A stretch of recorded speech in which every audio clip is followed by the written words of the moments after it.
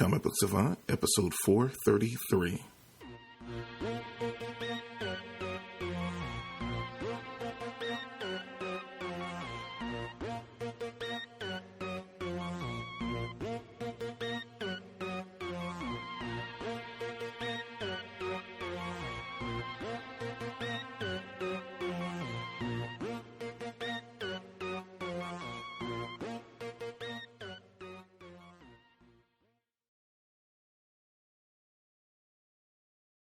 Welcome back to the Comic Book Savant podcast. I'm your host, James Harris. And in this episode, we're going to be doing a spoiler review of X-Men Dark Phoenix. So if you haven't had a chance to see the movie yet, definitely you want to stop this podcast and come back to it after you've had a chance to see the movie. Or if you've already seen the movie or you don't care about getting spoiled on the movie, then this is your last warning on spoilers. With that being said, I've been doing in the past a non-spoiler review up on the YouTube channel since the movie's been out a couple of weeks and I'm a little bit behind because I was on vacation. I'm not even going to bother with doing a non-spoiler review on it. So, if you guys request it down the road and you let me know you want a non-spoiler video for the YouTube channel, I'll do it. But I just wanted to get my thoughts out in podcast form as quickly as possible. And I know this episode is slightly late, and I do apologize for that. But like I said, I came back from vacation and got extended a day or two because of some airline issues, and I actually got sick while on vacation, so I was getting over all that. So it put me behind on content that I wanted to put out. So I had stuff stockpiled for a while I was on vacation, but when it got extended, it threw my whole schedule when I was coming back, and being sick didn't help. So I do apologize for that. But with that being said, before I get into the meat of the episode, I'd like to give a shout out to my friends over at the Comics Podcast Network. You can find them over at comicspodcast.com. If you like the content that I create here and you want to find, like-minded creators that do comic book related content, it's a really good place to go. It's a one-stop shop to find multiple comic book related content, far as a single person podcast like myself, group podcasts. You can find podcasts that are specific to a publisher, a team, an individual character. You name it, you can pretty much find it over at the Comics Podcast Network. So if you have a moment, definitely go over and check it out over at comicspodcast.com. It's a really great resource. And then if you're an aspiring podcaster, you can email the administrator to see about getting your show added as well. So it serves a dual purpose. If you're just a fan of podcasts, or if you're going into creating a podcast, or you currently have a podcast, you can also get listed there that can help you potentially find more listeners there as well. So it's a great resource either way. So definitely check it out, comicspodcast.com. Great resource I've been a part of for over a decade now, so definitely check it out if you have a moment. Now back to the meat of it all, which is X-Men Dark Phoenix. This is they build it as the last X-Men movie from Fox, but we do still have New Mutants that is still up in the air. That's supposed to be released at some time. Technically, that will be the last X-Men movie, I guess, whenever that sees the light of day. I know when they did that updated slate a couple of weeks ago, New Mutants was on there for, I think, next year. So we'll see if it ever sees the light of day or not. We're not 100% sure, but they have another tentative date for the film that's supposed to still be released theatrically. But I guess they're billing it as the last of the main X-Men franchise that we've known since 99, I think, was when the first X-Men came out. So it's been, or 2000, maybe it was 2000 or 1999, one of the other.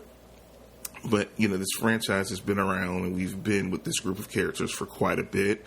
I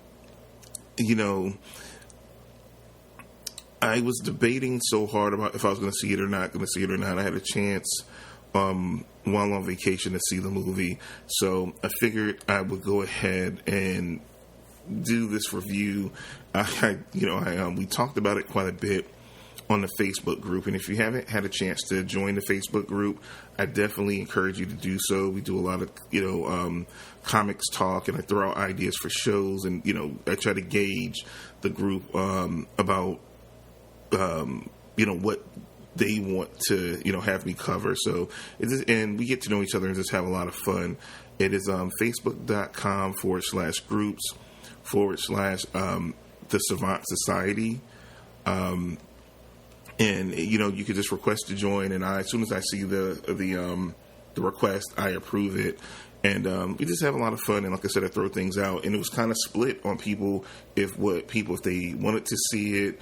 They're kind of indifferent because we know that it's the last film. We know Marvel's going to take it over.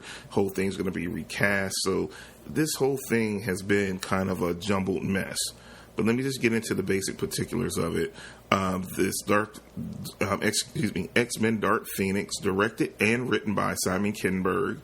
The breakdown is as follows. Jean Grey begins to develop incredible powers that corrupt and turn her into a Dark Phoenix. Now the X-Men will have to decide if the life of a team member is worth more than all the people living in the world. And we have pretty much most of the returning cast from X-Men Apocalypse when it comes to your core group. We still have Lawrence, McAvoy, and Fassbender. They've been really the core of this First Class set of movies we've gotten since First Class to now. They've been that core cast group. And then we have returning characters. And Nicholas Hoult as well. I forgot that he's actually been in all the movies since First Class as well. Then we have Evan Peters, Sophie Turner, Ty Sheridan, Cody Smith McPhee, and Alexandra Shipp returning from Apocalypse. And, going in right away, I think the opening sequence of the movie was pretty cool.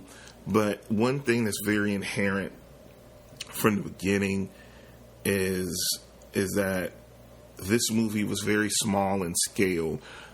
When you start thinking about something like the Dark Phoenix, saga, which is this immensely popular storyline, when you think of X-Men like storylines, I think of Apocalypse, Age of Apocalypse, Dark Phoenix Saga, Days of Future Past, and maybe like the Mutant Massacre, or the ones that, like, just off the top of my head, in any situation, like very influential, important storylines to X-Men. Those are the ones that jumps out to me. And I thought it was weird that they decided to go back to Simon Kinberg, which wrote X-Men Last Stand, that was not received extremely well. It made a decent amount of money at the time because, the comic book movie landscape was so different than what it is now. It was critically kind of panned, but it did decent business in the theaters. And it was like a real blemish of that initial trilogy. Bryan Singer left to do Superman Returns, so he didn't do X-Men 3. They brought in Bryan Singer. Gosh, I can't remember his name. Who directed Last Stand? They brought him in it once Bryan Singer left. Let me look on IMDb real quick. I totally whiffed on that. Let's see. Brett Ratner, that's who it was. They brought in Brett Ratner. Like I said, it really wasn't well received. So I thought it was weird that you brought back the writer that kind of wrote that one. He didn't write it alone. It was he co-penned it with Zach Penn. Pardon the pun there. But it just wasn't a well-received movie. So I thought it was interesting to give him another crack at the movie, as well as then letting it be his directorial debut. We know he's been a writer, producer. He's produced a lot of great movies, and he's written a lot of great movies. But he's also written some stinkers in there. X-Men Last Stand being one of them. So I thought it was really interesting to let him repitch the movie. And if you're not gonna go all out with Dark Phoenix, like, why bother doing it again? And the biggest thing that became apparent in the movie very early is that, again, it was small in scale. and it wasn't. And I've never personally read. This is one of the books that I need to go back and read. I never officially read the comic story of the Dark Phoenix saga. I seen the adaptation on the 90s cartoon, which I loved, and I always said I was going to go back and read the comic, but it's on my, bucket list of, I did a video on YouTube on books that people say are the Holy Grail or classics that I haven't gotten around to reading yet, and it was one of them. I've checked off a few, like Infinity, Infinity Gauntlet. I read that before Infinity War came out. I finally read the Infinity Gauntlet or whatever. So I've been checking off books off that list. But it's one story. I tried to read it when I was younger, and I just didn't stick with it. So I need to go back to it and finally read it. But I've seen the adaptation to know kind of the scale and the scope of the movie, and this wasn't it. And they made it very evident that it wasn't going to be it. This is a like a space opera story, including the X-Men with like Starjammers and the Shi'ar Empire, and it's like it's none of that. It's like it's like a rehash of Last Stand, but Last Stand was still more substantial and seemed bigger in scope than this movie was. So I thought it was a total miss, and I was like, when they pitched this, they knew this. Why did they even waste the time on that? Yeah, it didn't make sense to me. It just seemed like it was a total waste of time and money. And then they did all these reshoots, and I'm just looking here that the budget for X-Men Dark Phoenix was like $200 million. That did not look like a $200 million movie. And watching it at all, I will not lie to you, it did not. And I don't know. I mean, I don't know where that money went. And okay, so you look at this. I'm looking at the budget for X-Men Last Stand. It had a bigger budget than X-Men Last Stand. X-Men Last Stand had a budget of $168 million. That was like a bigger movie. And it had a box office of 459.4 million dollars. And X-Men Dark Phoenix is not going to make that. Well, I don't know. It hasn't performed well so far. So it'll be interesting to see what the box office will eventually be for it. The box office right now is just at 200. I'm just looking this up on Google to researching the movie, and I'm finding right now, as of the most recent reports, the box office after it came out June 7th, so it's been out this is going into the third week, I guess, that it's been released. And we're looking at, is it 205.5 million? So it just barely, at this point, after being out almost 3 weeks, barely covered the budget. It's going to lose money, because that's not counting all the money they put into advertising and everything else. So you could throw another probably 100 million at least, maybe, on advertising. It has to be, because they flooded commercials and online advertising everywhere for this movie to try to get people to go see it. So I'm going to at least say, if not more, at least 100 million. So there's no way this movie is going to make money, be a profitable movie. They just kind of put it out because they put the effort in, the supposed reshoots and stuff, and they reshot the whole third act of the movie because it was reports that it was very similar to the ending of Captain Marvel. So since the deal was going in place, Marvel knew about that and told them, you're going to have to change that. They changed it, and it was supposed to be a space scene that would have fit in with the movie more. They made it a ground scene with a train, and which, again, harkens back to Last Stand. And like I said, I don't hate this movie. Don't get me wrong. I'm just giving you facts here. I'm just giving you basic facts when it comes to the product that was on the screen. It lacked scope. Like I said, it was more going on and more substantial. Like I remember, and I haven't watched Last Stand in a while. This actually makes me want to go back and watch it so I can do like a comparison. I might do a comparison podcast between the two films, where I remember the whole scene where they were in San Francisco and Magneto took the Golden Gate Bridge and like moved it off to the side so it could go like into the woods or something. And like that was like a big action set piece. It wasn't enormous action set pieces here. Some of the X-Men using their powers were cool in the few scenes we got with it. Again, it just was a very muddled mess of a movie. Not to say it wasn't bright spots in the movie. So because I don't want to just lead with all negative stuff. I feel like Simon Kinberg wasn't horrible. I just feel like the studio set him up for failure, giving him such a big movie. If this was going to be the swan song for, this cast of mutants, it really felt like when you went into this movie where they jumped ahead enough where you immediately felt like you missed the movie from Apocalypse to now. It really felt like you missed something. They ended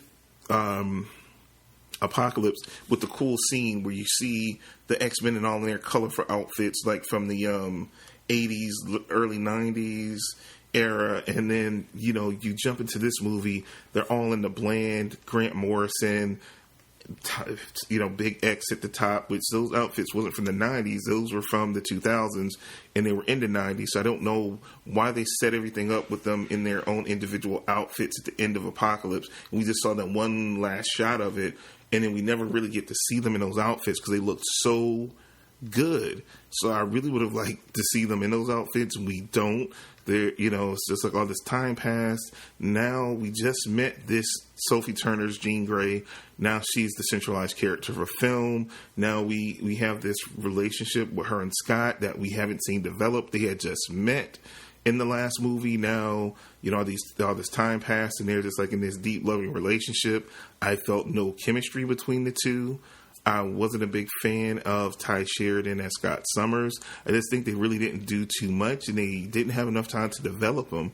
So I feel like he was kind of like a wasted character. I kind of feel that same way with Cody Smith McPhee as well. Like, I didn't like the casting of those two, and I felt like for the two movies, they weren't much. They did give Cody Smith McPhee like a really good action sequence towards the end of the movie on the train when he like snapped, but he went buck wild like killing people, and I've never known Kurt to do that, and at least it was an excuse in X2 that he was being mind controlled when he went, had that cool scene in the White House, and I still think that's the best Nightcrawler sequence we've seen in an X-Men film. And that's lacking here. Like I said, he's snapping. He's just like killing people. I know he's trying to save people, and the aliens were like, just murking people. So he was like, enough is enough. But still, with Kurt being such a religious and faith-based hero to his like core, I just don't see him murking people like that. It was like, seemed very out of character. But, again, I feel like it goes back to a rookie director, trying to salvage a movie that had a lot of studio involvement because of the deal that was going through at Marvel, and they didn't want to step on any toes there. And just trying to salvage a mess of a movie, because I think when the movie went into production, it wasn't a thing about the merger, or it was murmuring, so they probably thought, okay, well, it's a potential we might get bought, let's go make this movie. And maybe it was, I heard at one point it was going to be a 2-part film. All these things kind of got scrapped as the merger got approved and things start going through.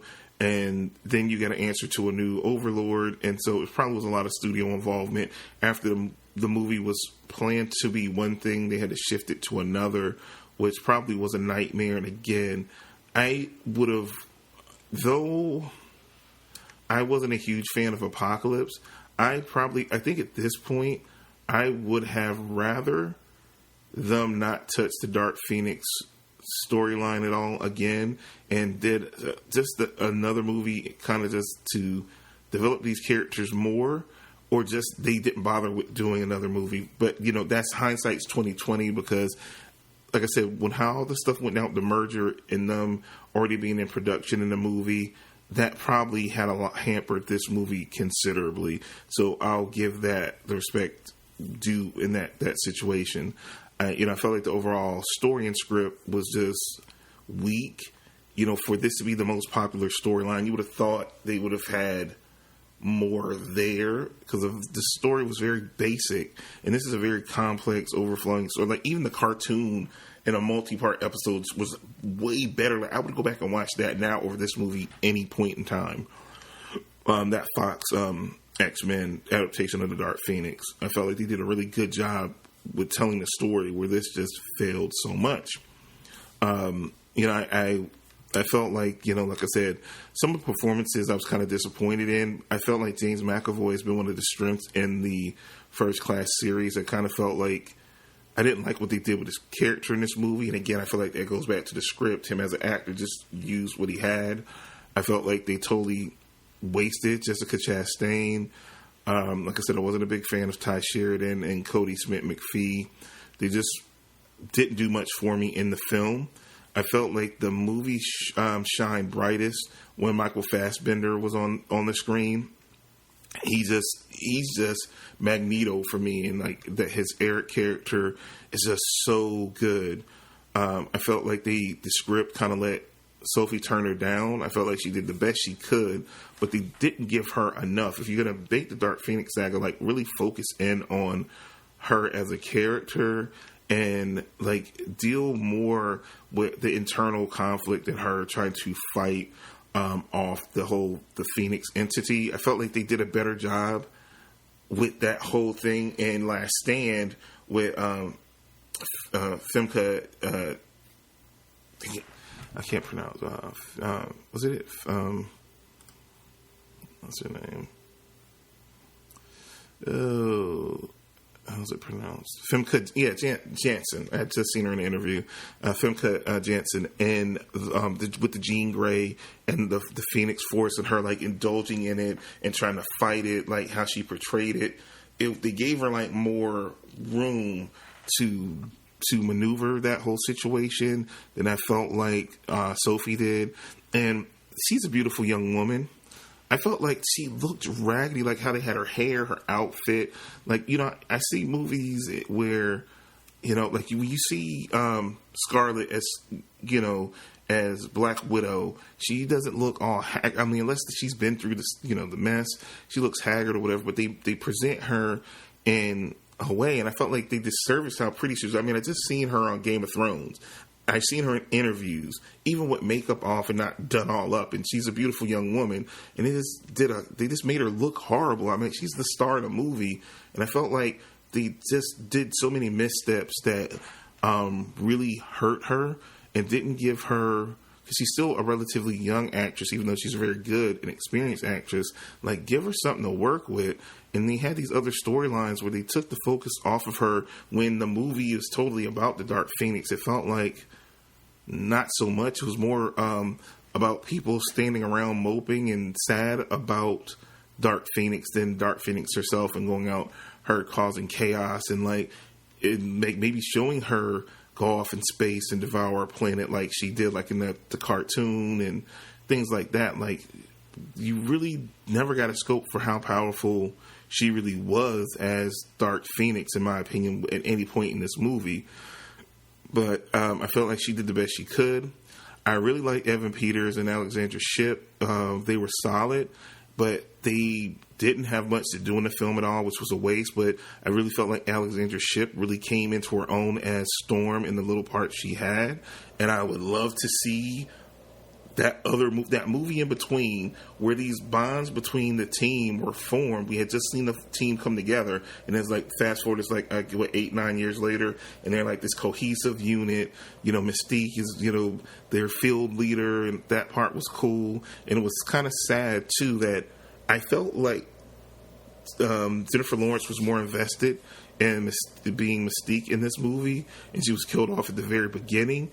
And the fact that they spoiled that in the marketing of the movie, then Simon Kinberg came out and confirmed it after it was kind of set up or spoiled in the trailer for it. They confirmed it, because then it was like when that scene came up in the movie, and it came up very early in the movie, I was like, okay, here's the scene she dies. Like, I knew it. So it was like, and that event was supposed to trigger everything that happened, that from that point on with, with Beast and, him wanting to go after Jean and Killer, and him going to Magneto and letting him know, and them teaming up to go, hunt her down and all that kind of stuff. And it carried so much weight because it was the motivating factor for the main conflict in the movie. That, why would you spoil that? That was it. That was the moment. That would have been the shocking moment if we didn't know it was coming. That, it happened, and then I said, "Oh, it's more stuff that's going to go on." He tried to cover it up to be like, "Yeah, it's just letting you know how it's going to be, a lot of consequences in this movie." Nobody else. I mean, I guess at the end, Jean eventually sacrificed herself to save the world. So then she died. But neither one had the emotional impact I think they thought it would, because you pretty much spoiled it all. So it just was,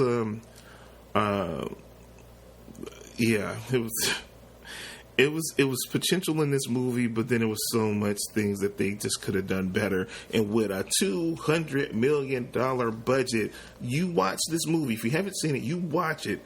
It doesn't look like that. I'm looked at the budget for the previous movies that were so much better movies. They did not have a budget this high.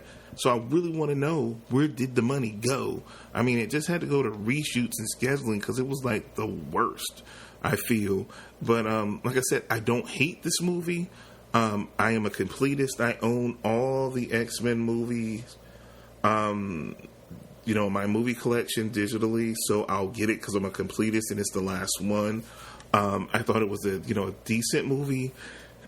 When I when I think about it, I don't know where I'll rank it with, like I said, I need to watch Last Stand again to see, is it better than Last Stand? I think aspects of it is, and I think other aspects are not, because I just don't see where the $200 million went in that budget. I really don't.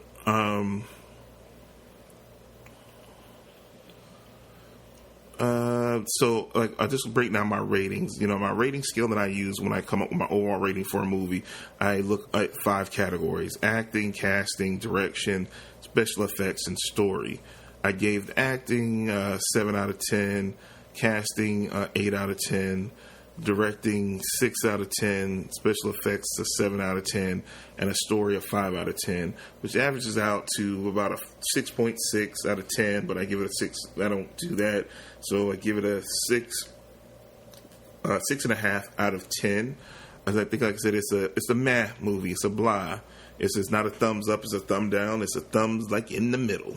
It's not bad as it could have been, but it's not good as it should have been and aspired to be. Just a lot of things. Just like I said, a lot of, I think, outside sources played in a part that really hampered the movie in a negative way, which I regret to see, because I would have liked to see this franchise sent off in a better way.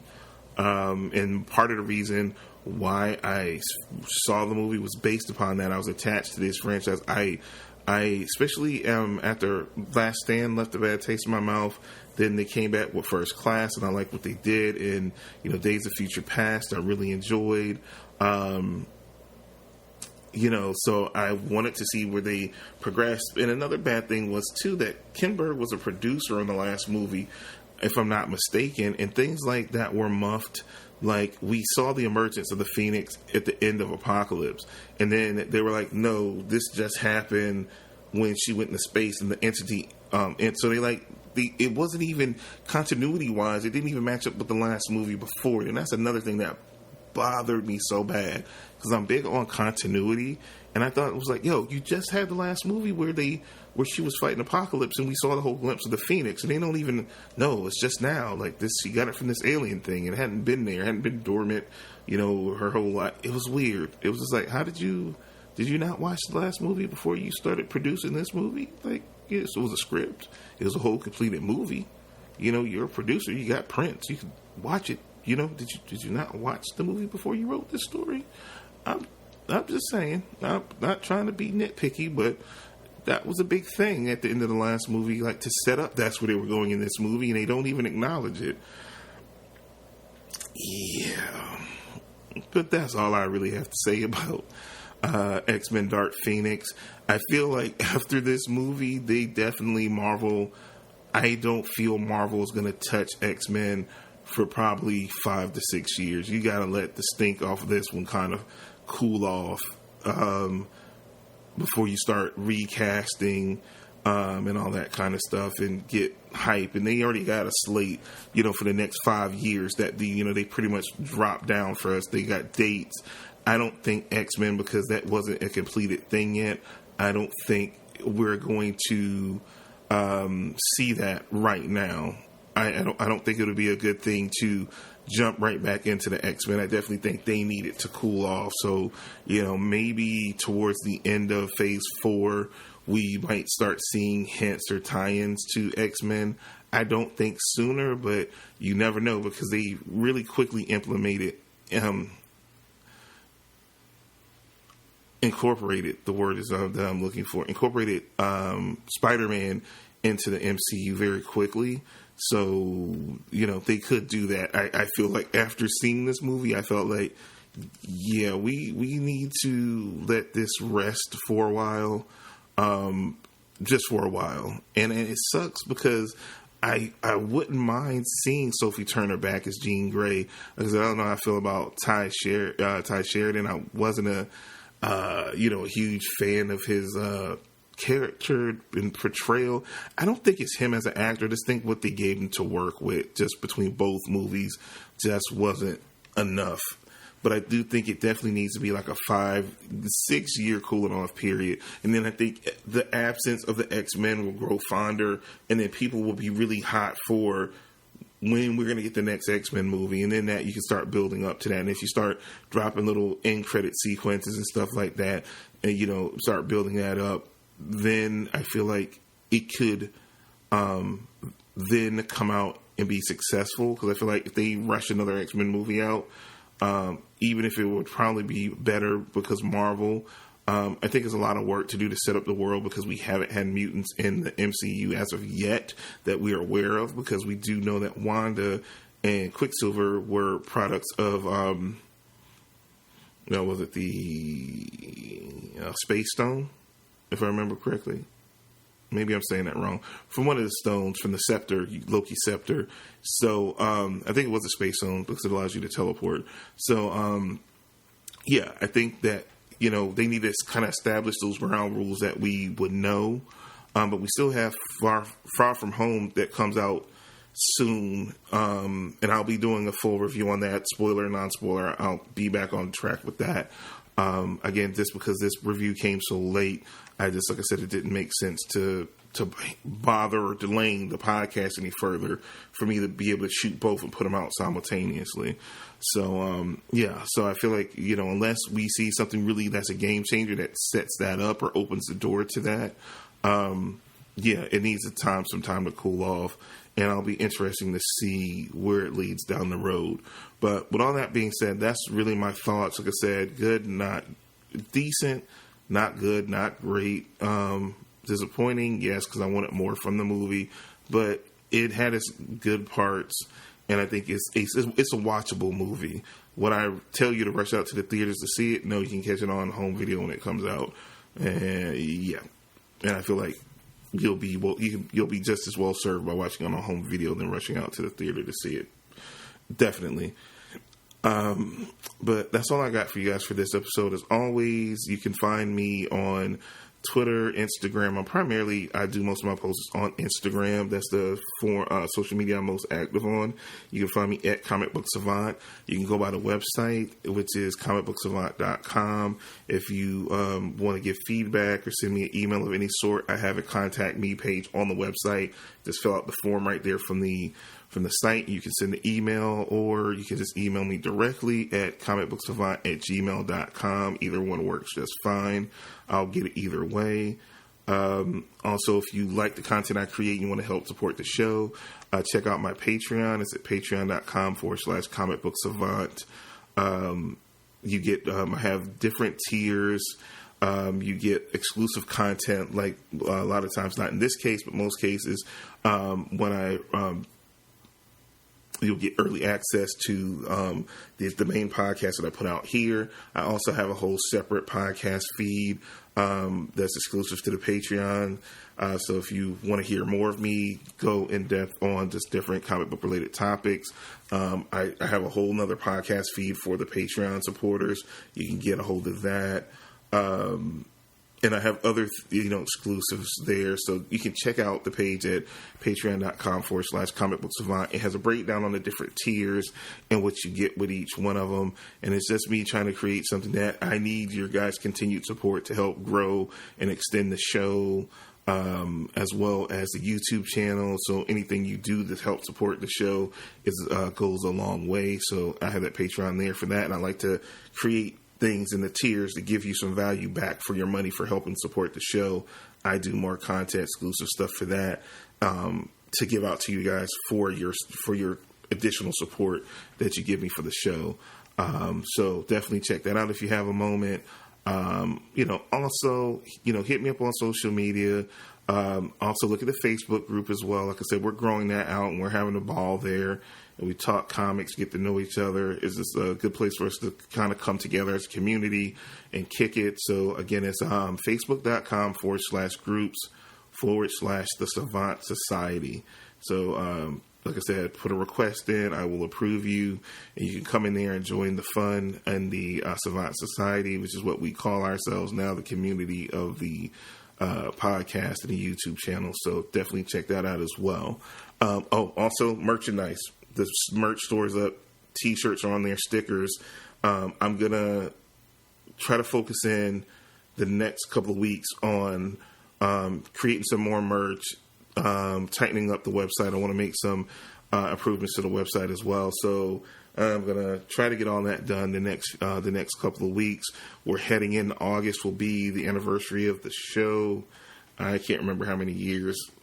This was started 2006, so it's year 14 going into year 15. Something, I don't know. I've lost track at this point. I just keep doing the show because I love to do it, and you guys keep listening, so I put it out, and I have a great time doing it. So all that stuff is coming up. So it's a lot of fun stuff coming up in the works again. So be on the lookout for all that. But you guys take care. You have a good week, and I will see you next time for another episode of Comic Book Savant. I'm your host, James Harris, and you stay safe. Take care.